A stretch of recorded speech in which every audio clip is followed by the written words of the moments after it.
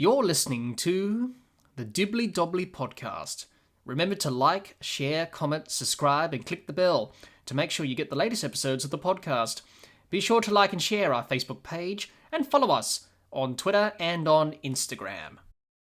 Since 1877, Australia and England have been battling out against each other in Test cricket. Over that time, many players have had the honour of captaining their country at an Ashes series or in an Ashes test. There have been 42 captains to captain Australia in Ashes cricket and 55 captains to captain England in Ashes cricket.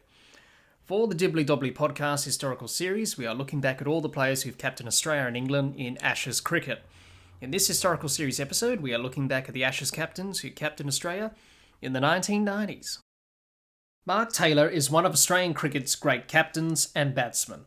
Tubby, as he was known, took over the captaincy from Alan Border in 1994. He became the 39th Australian Test captain.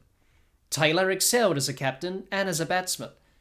He was the main Ashes captain for Australia in the 1990s. Taylor had big shoes to fill and was under some pressure to maintain Australia's Ashes dominance, which Alan Border started in 1989. Taylor maintained Australia's Ashes dominance throughout the 1990s. Taylor's Ashes captaincy reign spanned from 1994 to 1999. He led Australia to 3 Ashes series victories in that time. In 16 tests, he won 9, lost 4 and drawn 3. Taylor's Ashes record was very good, scoring 2,496 runs at 42.3, with 6 centuries. Taylor's first Ashes series was in 1989, where he contributed to Australia's successful campaign. He amassed 839 runs at 83.9, with 2 centuries. Bradman-esque numbers on his first tour to England.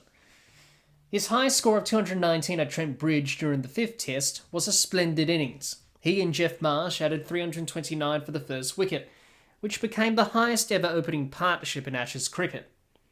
Despite strong performances as captain and as a player, Taylor also experienced some personal challenges in Ashes cricket. For Taylor, heading into the 1997 Ashes series in England, he was under some pressure. His captaincy and form was questioned, and having not scored a test century for some time, the pressure was on Taylor. In the last 18 months, in 21 innings, he hadn't reached 50. But on the 3rd day of the first test at Edgbaston, he scored a century. He scored 129 in Australia's second innings, after being dismissed for just 7 in the first innings. Australia lost by 9 wickets, but won the series 3-2 in the best of 5. After regaining some form with the bat, Taylor retired the following year, during the 1998-99 Ashes series, where he led Australia to another Ashes victory in his final Ashes series. In our next historical series episode, we are looking back at the Ashes captains who captained Australia in the 2000s.